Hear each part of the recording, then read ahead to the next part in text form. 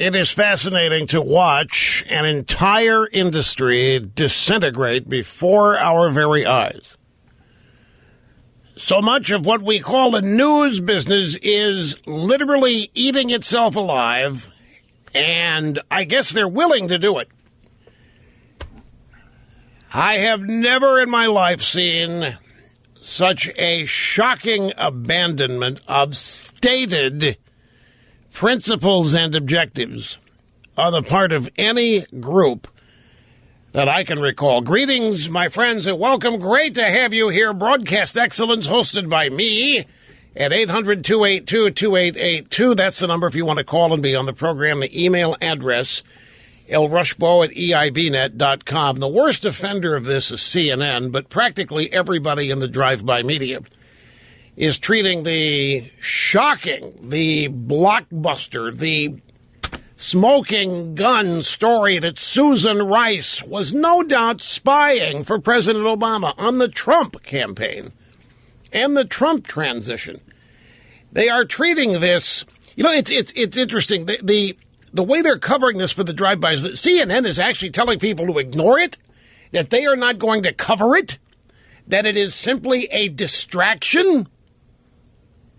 And they're not going to fall for it, and they don't want you to fall for it. This is a distraction being offered up by right-wing media.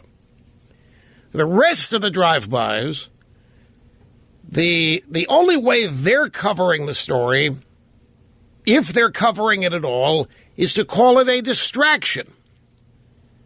It's a distraction. Notice they're not calling it fake news. They're not calling it untrue. They're not labeling it made up. They're not saying that it isn't accurate. They're saying it's unimportant. And, strictly speaking, their objective being to get rid of Donald Trump. It is unimportant, and it is not helpful, and it is not useful. Those are three often used phrases by the drive-bys. Not helpful, not useful. So it's being portrayed as a distraction, not even fake news. All the evidence seems to be there. So instead, they're saying it's a distraction because Rice didn't do anything illegal. Except she did if she asked for this information without it being part of an investigation. And here's something very important to remember, folks. The White House cannot do investigations. The White House does not do investigations. The FBI investigates. The CIA investigates. The NSA investigates. But the White House does not investigate. So if the White House is investigating, something's already very wrong. All the White House does, and the FBI Director James Comey even admitted this in the most recent round of congressional hearings. He said the White House is a consumer of what we do, meaning the White House would consume the results, the analysis, and the data of investigations they conduct. The White House does not do investigations, and if the White House is doing investigations, it's not because they're looking into criminal things. It's because they are engaged in political activity. The White House is not an investigative agency of the federal government. It is not. There are other elements of the executive branch that do investigations. So if she was doing this on her own, which we doubt strenuously, she was doing this to provide information for her superiors, and only one of those matters, and that would be Barack Obama, who remains far away from any subpoena. He's out there in Tahiti. 54 other guys, Marlon Brando's estate, in a month-long all-male-only retreat, while the minions like Evelyn Farkas and Susan Rice are doing all of the dirty work here. Now, Susan Rice can ask for the FBI to investigate. The White House can do that, but they got to be very careful, because if these investigations are political, then they can do things to you like the Democrats did to Alberto Gonzalez. Got rid of him, the Bush administration, for politicizing things, ostensibly. So let's get to the nub of this, and then the on-the-spot analysis. Susan Rice ordered U.S. spy agencies to produce detailed spreadsheets of legal phone calls involving Donald Trump and his aides when he was running for president, according to former U.S. Attorney Joseph DeGeneva. What was produced by the intelligence community at the request of Ms. Rice were detailed spreadsheets of intercepted phone calls with unmasked Trump associates in perfectly legal conversations with individuals, said DeGeneva to the Daily Caller. Now, what this means is the surveillance was legal because, as we've been saying all week and all month, the surveillance was of foreign actors, like the Russian ambassador. Trump administration, Trump transition, Trump campaign officials happen to be caught up in this surveillance as incidental contacts. As such, they are masked. Their identity is hidden by the investigative agencies, in this case the FBI, CIA, what have you. What Susan Rice did was ask them to unmask and produce a spreadsheet for her. Detailed spreadsheets of all of the phone calls involving Trump and his aides when he was running for president. Again, DeGeneva said what was produced by the intelligence community at the request of Ms. Rice were detailed spreadsheets of intercepted phone calls with unmasked Trump associates in perfectly legal conversational individuals, meaning Trump people were not breaking the law talking to the people they were talking to. There was nothing illegal about the conversations themselves. So Susan Rice took this data, the unmasked data, combined with the spreadsheets, and thanks to Evelyn Farkas, we know what happened to it. It was leaked all over the drive-by media, month after month after month after month.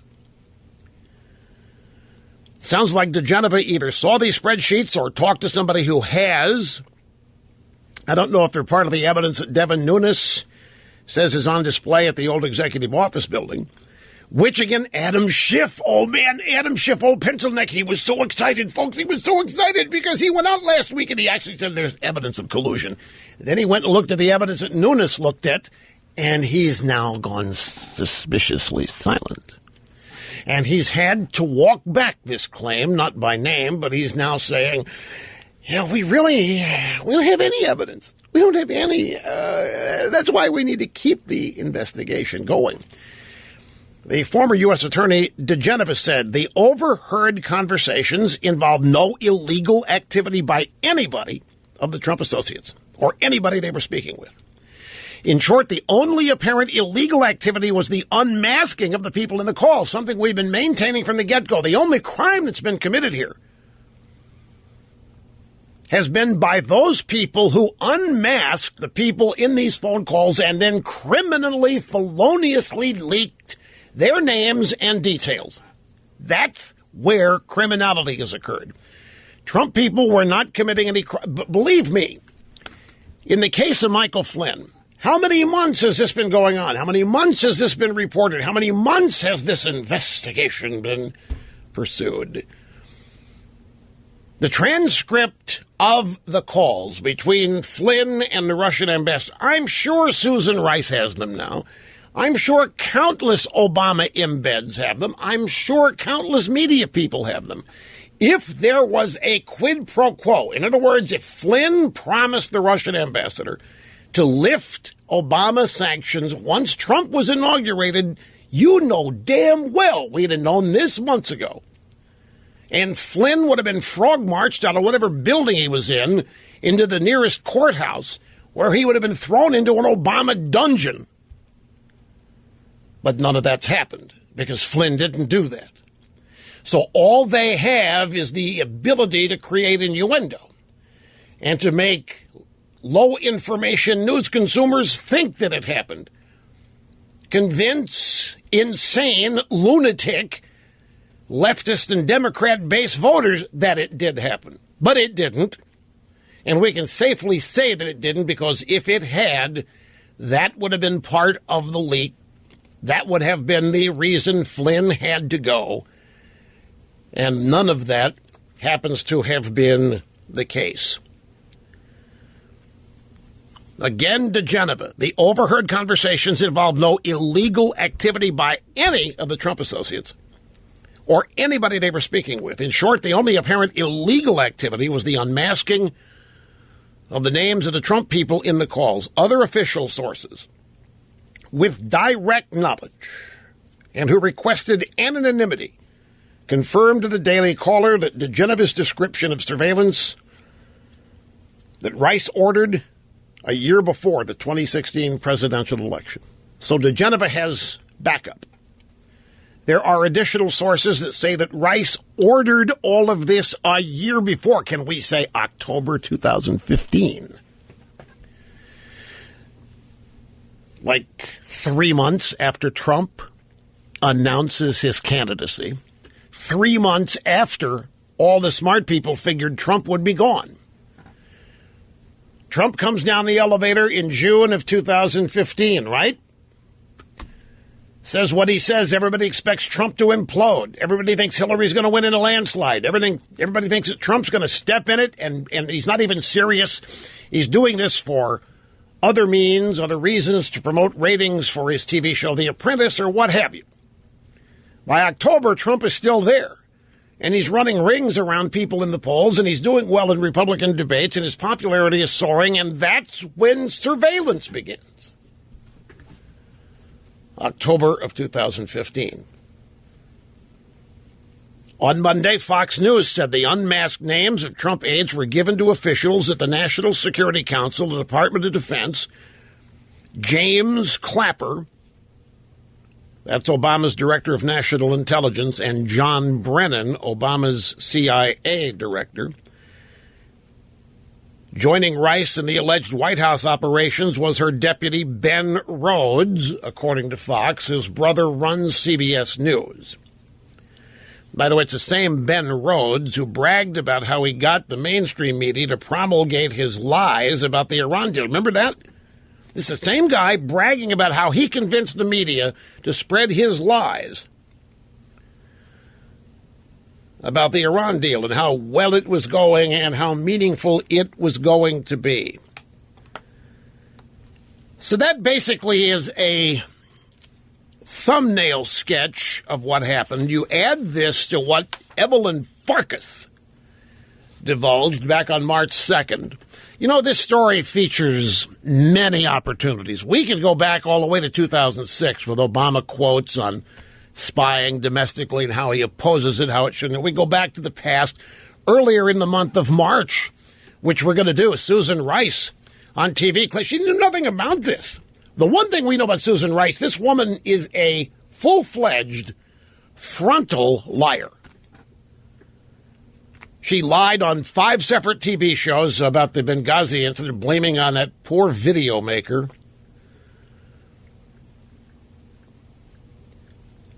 You know what's becoming patently obvious, ladies and gentlemen, is the Democrats. There's two things. It's an interesting phenomenon. The Democrats are embracing, there's even a story in the stack here today about this. The Democrats are embracing all their former enemies. They're embracing Julian Assange, who they wanted to frog march into prison for violating people's privacy. They're turning on former friends. The Russians. They used to be in bed with the Russians over the Soviet Unions. Now they're turning.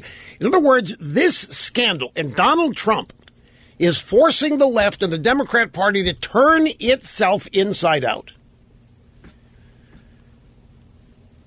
They are so discombobulated that they are abandoning lifelong allies and embracing lifelong enemies because the only objective here is to get rid of Trump. And I think at this stage, I say this a bit of an exaggeration, But I don't think they even know specifically why Trump has to be gotten away, other than he won the election. But it's gotten so far out of control that they can't even tell you why now. I mean, they might, well, Trump lies all the time. Trump's a misogynist. Trump's a pig. But they can't give you specific reasons, and they can make them up on the fly, I think. But I think that the inertia of this, my point, has so overtaken them that the objective has become the purpose. And the purpose is the objective. The reason is the objective. It's all encapsulated. And they're insane. They have literally been rendered mentally unstable by all of this. So let me take a brief time out. Let's talk about Susan Rice and what the White House can and can't do in terms of investigating. And when they do things they can't do, what does it mean? All that and much more coming up right after this, my friends. Hang tough. So it turns out there was a government interfering in the presidential election. It was ours. The United States government, at the time being run by Barack Hussein O. and his minions. George Neumayer, the American Spectator. For months and months, the Obama administration was spying on Trump and leaking hints of its investigation to the press in the hopes of helping Hillary, who, by the way, colluded in the effort. Yet even the ruthless partisan Adam Schiff cannot definitively cite a single proof of collusion on Trump's part, as he reluctantly acknowledged on Sunday. Given all the spying and leaking on Trump, wouldn't we know by now if they had any evidence of collusion? It's fascinating. They have no evidence of collusion between Trump and the Russians, but look at the evidence of collusion between elements of the United States government and the Democrat Party. It's overwhelming. And the collusion of elements of the United States government trace all the way to the White House. This is bigger than Watergate. Certainly it's Watergate style. It's in that league. Elements of the White House are colluding with the Democrat Party and the nominee to undermine the candidacy and then the transition and then the presidency of Donald Trump. We have a new soundbite from Evelyn Farkas. October 26, 2016, before the election, a couple of weeks before the election, she's in Warsaw. Remember, she's an assistant secretary of defense. There is the Warsaw Security Forum taking place, and Evelyn Farkas is part of the United States delegation. Again, October 26th, 2016, a couple of weeks before the election. Even if we have the wrong result, from my perspective, America is resilient. We have a lot of presidential historians who have put forward very coherently the argument. They've given us examples of all of our horrible presidents in the past and the fact that we've endured, and we do have a strong system of checks and balances. And actually, if Donald Trump were elected, I believe he'd be impeached pretty quickly, or somebody else would have to take over government. And I'm not even joking.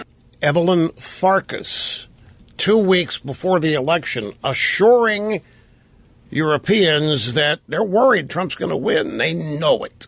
They're worried sick, and they're trying to assure attendees that we have a strong system of checks and balances. If Trump were elected, I believe he'd be impeached very quickly, or somebody else would have to take over. And I'm not joking. They were already contemplating it. We knew that.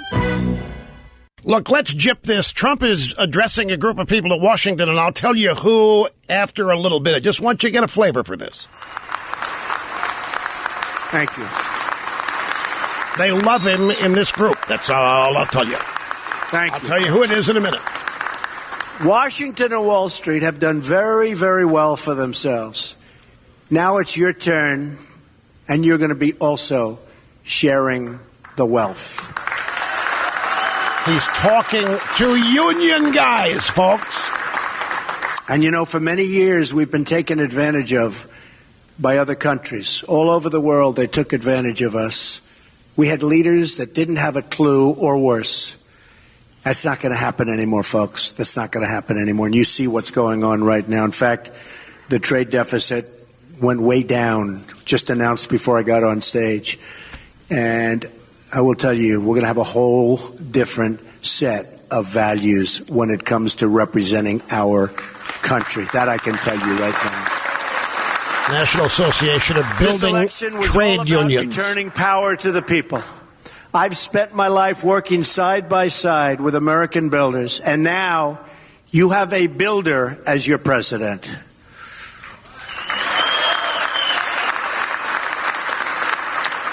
One of my first acts as president was to stop one of the great sellouts of the American worker. I immediately withdrew the United States from the disaster. This would have been a disaster. This would have been another NAFTA, which, by the way, is a disaster.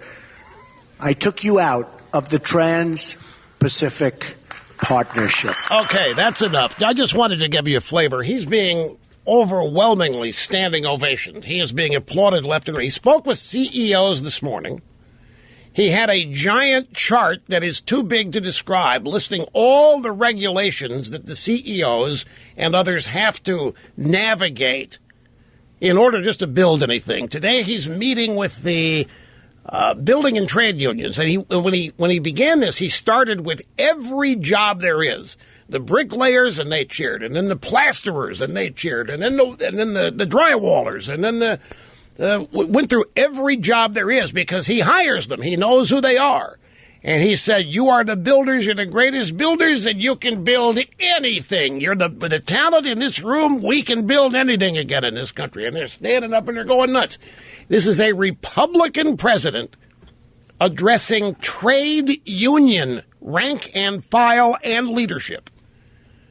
And he's being warmly received. This is something that we haven't seen in quite a long time. And this is another constituency of the Democrat Party that he is taking direct aim at here. One observation here about President Trump, and I know a lot of you think about this a lot. A lot of you, when you watch the serious effort to destroy not only the man and his life, but his presidency. You watch it, you see it every day, you get angry. But it's very difficult to imagine it happening to you. Most people do not think that they are prominent enough to be the target of this kind of total destruction campaign. But when you try to put yourself in that situation and you try to imagine what it's like, it's very, very difficult. And I don't know, you in this audience may have a good beat on this. I don't know how many people realize just how difficult this is to have the entire apparatus of the moneyed establishment arrayed against you, trying to destroy you, trying to destroy your family, trying to destroy your life, trying to end and ruin your reputation, trying to destroy your presidency, trying to do everything they can to literally ruin you. You put yourself in that situation. You ask yourself, how would I hold up? How would I bear up under this? Could I do it? And I just have to tell you, we made mention of this yesterday. While all of this is going on, Trump is, when you get down to nitty-gritty, he's undaunted. He is doing what he said he was going to do during the campaign. He is dismantling as much of what Obama put in place as he can. He is ripping apart so much of what was destructive about the Obama administration. He is committing and following through on every promise that he made. Now, this is not I'm not trying to hype Trump or sell you on Trump. I'm just observing what I see here. That this effort to distract him, to sidetrack him, to ruin his mood, to turn him into a sourpuss, to turn him into somebody constantly whining and moaning, it isn't working. He is continuing. He's focused on what he said he was going to do, that in his mind constitutes making America great again. I think it's a monumental feat here, and I think it requires a certain personality type. I really do. I don't think there are very many people who can bear up under this. As evidence, look how easy it's been for this Washington media Democrat complex to paralyze most every Republican in town. And not just this year. Any number of years, you go back in the past, it's been easy for them to paralyze Republican opposition, to stop it dead in its tracks. It's not working on Donald Trump. Despite their best efforts to make it look like it is working, it isn't. He is continuing to fulfill his promises. He is continuing to unravel elements of the Obama administration that he can touch by virtue of executive order in this kind of. I don't think this characteristic is played up enough, this human character, this ability to bear up under an assault like this that very few people endure. I mean, a lot of people in politics do, but compared to the entire population of the country, therefore there's not a lot of ways, there aren't a lot of people who can totally relate and understand what something like this is like, and therefore may not be able to fully appreciate the yeoman effort to stay focused and remain undaunted and not be sidetracked by this. It's an amazing thing, and I'm certain it requires a certain kind of ego, a certain series of character traits in order to be able to do this. And they say Trump's an egomaniac, and they say that he makes everything about him, and he's totally self-conscious. I wonder about that. No, he's got a healthy ego.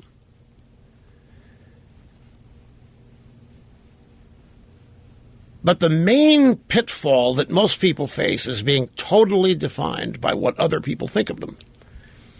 And that is rooted in self-consciousness, thinking about yourself all the time and wondering what other people think of you and wondering what other people are saying about you. Apparently, Trump's unaffected. He may be disappointed. He may not have expected it would be this bad, but it doesn't matter. He's forging ahead.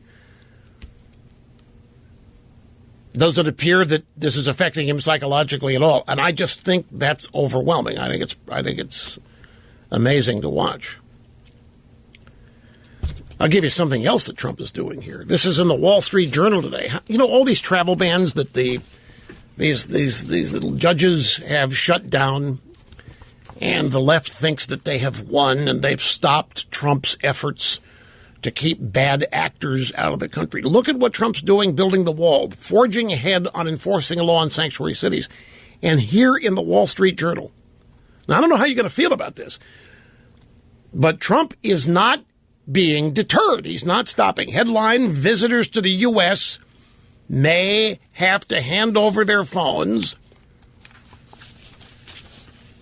and Facebook passwords before they get a visa. Trump administration considers far-reaching steps for extreme vetting. Well, one of the ways he wanted to extreme vet was to deny entry to the country people from certain countries that might be tending to commit acts of terrorism, might be susceptible to being turned and radicalized once they're here. The courts shut that down. Say, you can't do that, Mr. President, you can't do that. So now Trump, foreigners entering the U.S. could be forced to hand over phones, answer questions on ideology. Changes could apply to not just enemies, but allies like France and Germany. Now the media, they're gonna come across this at some point. Right now, they're all focused on trying to convince you that the Susan Rice story is nothing, that you should ignore it. It's just a distraction. They're trying to convince you that Russia and Trump colluded. And they're going to get onto the story in the Journal at some point, and they're going to be livid. They're going to be outraged. How dare he do this? This is the kind of thing they think they're succeeding in stopping Trump from doing. This is nothing more than the fulfillment of a campaign pledge to make the country safer, to keep bad actors out of the country, and if they stop him one way over here, he'll find another way to do it over there. The Trump administration mulls extreme vetting. Foreigners who want to visit the U.S. even for a short trip could be forced to disclose contacts on their mobile phones, social media passwords, and financial records, and to answer probing questions about their ideology. according to Trump administration officials conducting a review of vetting procedures. As I say, give the drive-bys anywhere from an hour to a day to learn about this and catch up on this. And you haven't seen, you think they were outraged over the travel ban? Wait till you see them blow up over this. And they're going to have to let go of the Susan Rice story before they can recognize this. And we're still not through with that. There's some key information I want to pass on to you about that, too. And your phone call's coming up. So hang in, folks. We'll be back and continue before you know it. How are you? Welcome back. Great to have... No, we did not find out about this from the mainstream media. That's the thing. Susan Rice didn't come from the mainstream media. This is another thing. Folks, journalism is changing right before our very eyes. The drive-bys, the mainstream media, they're not who they used to be. Well, I take that back. They're always who they used to be, but they are not the arbiters any longer. Do you realize if the drive-bys were still it, if they were the only thing going, we wouldn't even know this Susan Rice story. Their reaction to it is to circle the wagons, protect her, protect Obama.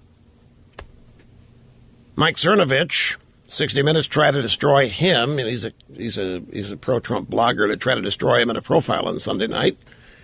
And he said, not only was Susan Rice doing all this, but the New York Times has known about it for 48 hours, that Maggie Haberman, reporter for the New York Times, formerly of the Politico, has sat on it for 48 hours, knowingly didn't run it.